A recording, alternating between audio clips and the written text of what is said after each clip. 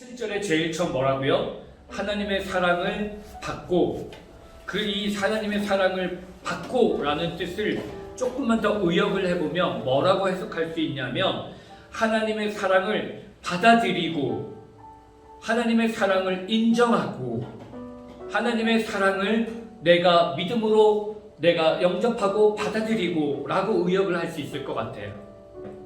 여러분들은 무엇으로 부르심을 받았다고요? 성도로 부르심을 받았다고요. 우리 모두는 성도로 부르심을 받았습니다. 그렇다면 우리는 거룩한 사람으로서 삶을 살아가야 합니다. 그리고 그렇게 살아가게 되어 있습니다. 성도로 부르심을 경험하셨습니까? 하나님의 자녀로, 하늘의 백성으로 살아가지 않겠냐고 하는 하나님의 초청을 받았는지요? 그렇다면 땅의 것에 너무 연연하지 맙시다.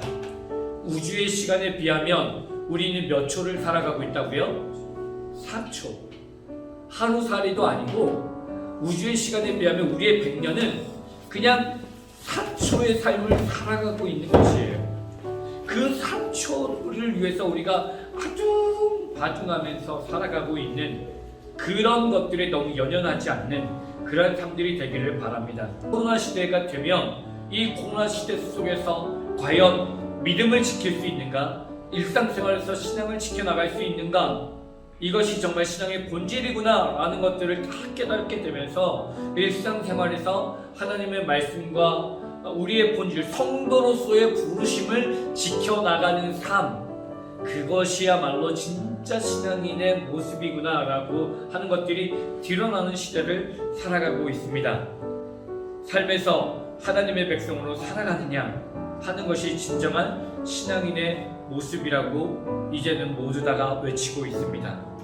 성도로 부르심을 받고 초청받고 있는 여러분, 하나님의 백성의 삶을 회복하십시오. 삶에서 일상에서 주님과 동행하십시다. 하늘의 백성으로 살아가십시다. 이것을 기억하십시오. 사람들은 기독교인을 싫어하는 것이지 성도를 싫어하는 게 아니라는 것입니다.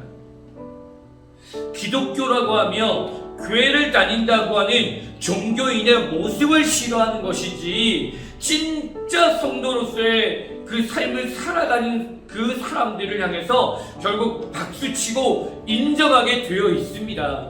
또 그런 사람을 기다리고 있어요.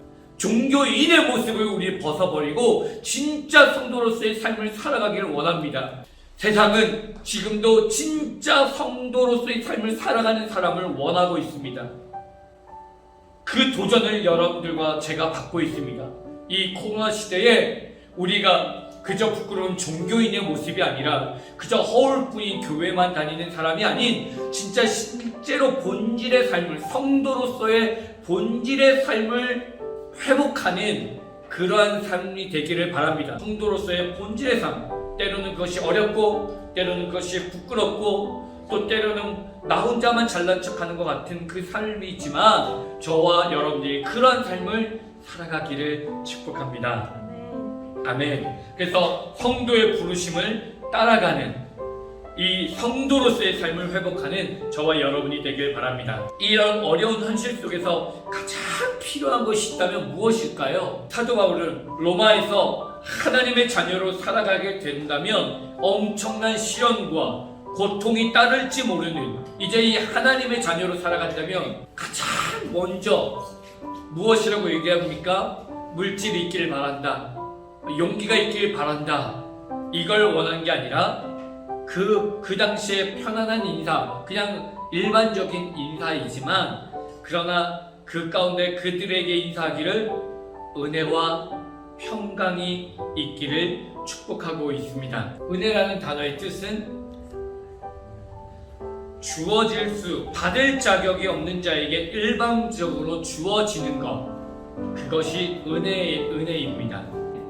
받을 자격도 없는 나에게 주어진 그 예수 생명, 십자가의 은혜, 보혈의 피, 아내를 죽이면서까지 나를 대신해서 삼아주신 그 은혜, 받을 자격이 없는 그 은혜가 주어진 것, 그것이 구원받을 자격이 되는 것입니다. 우리 인간은 구원받을 자격이 없는 자들입니다.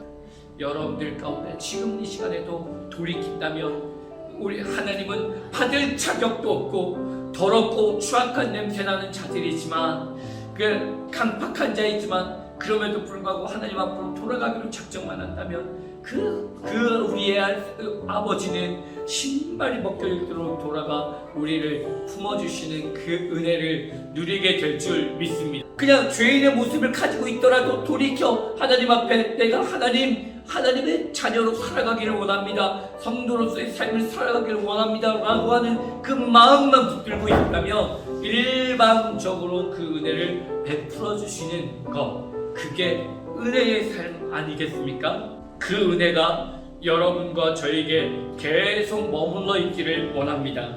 그 은혜가 떠나면 우리는 아무것도 아닙니다. 그 코로나 바이러스 눈에 보이지도 않는 그 자그마한 것이 내 코 속에 들어가면 죽어버릴지도 모르는 이 삶 가운데 우리를 지키시고 돌보시는 그 은혜가 우리를 살아가게 하는 줄 믿습니다. 천국에 들어갈 것은 내가 잘났기 때문에, 내가 믿음을 가지고 있기 때문이라고 착각하지 마십시오.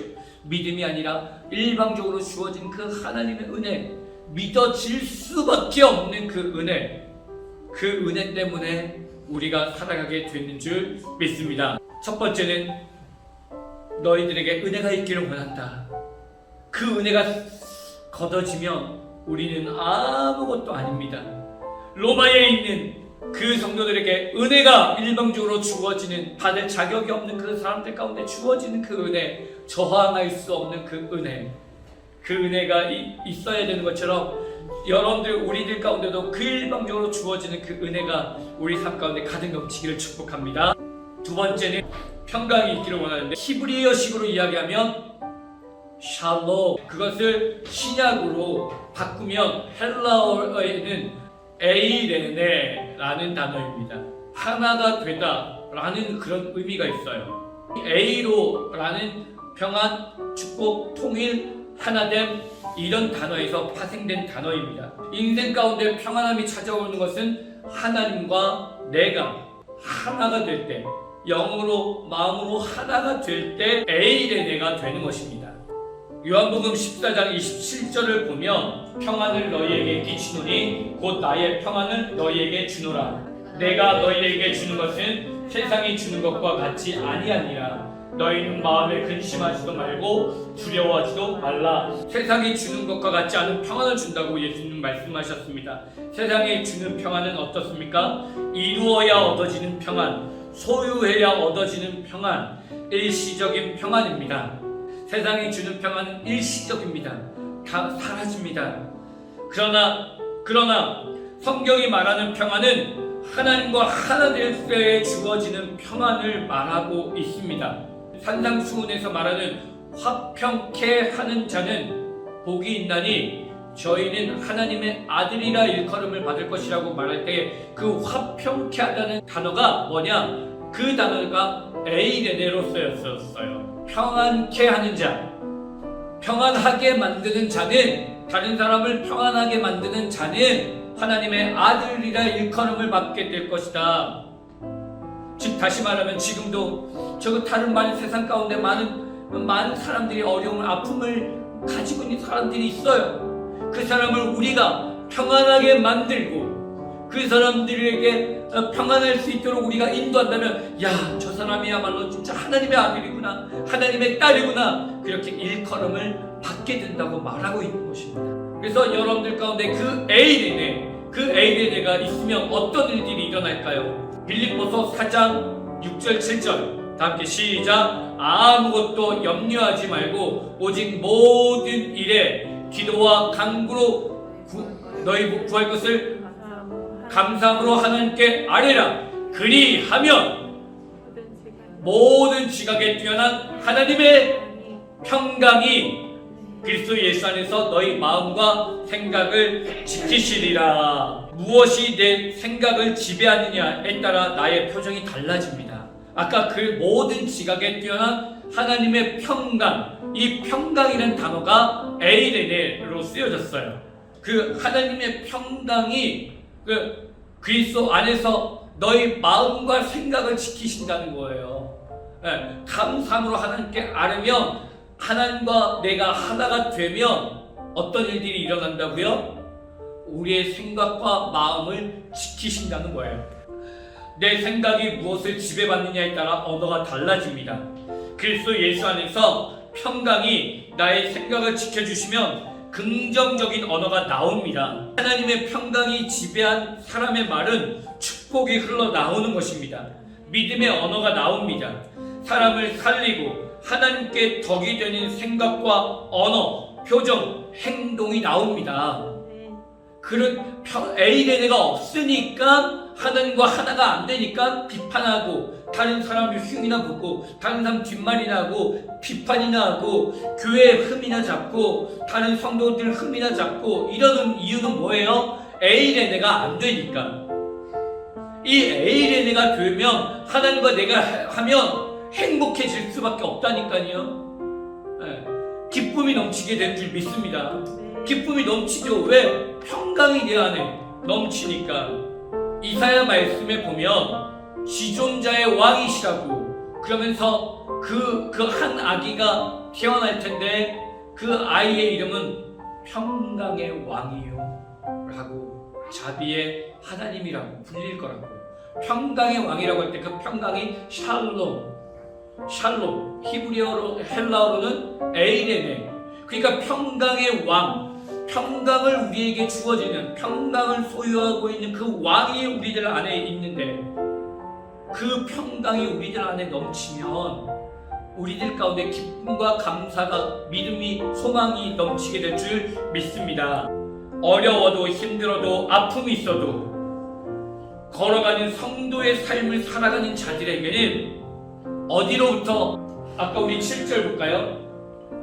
우리의 평강의 근원, 우리의 평안의 근원, 우리의 은혜의 근원은 어딘가? 시작! 하나님 우리 아버지와 주 예수 그리스도로부터. 여러분들은 어떤 평안을 어디서부터 얻고 있습니까?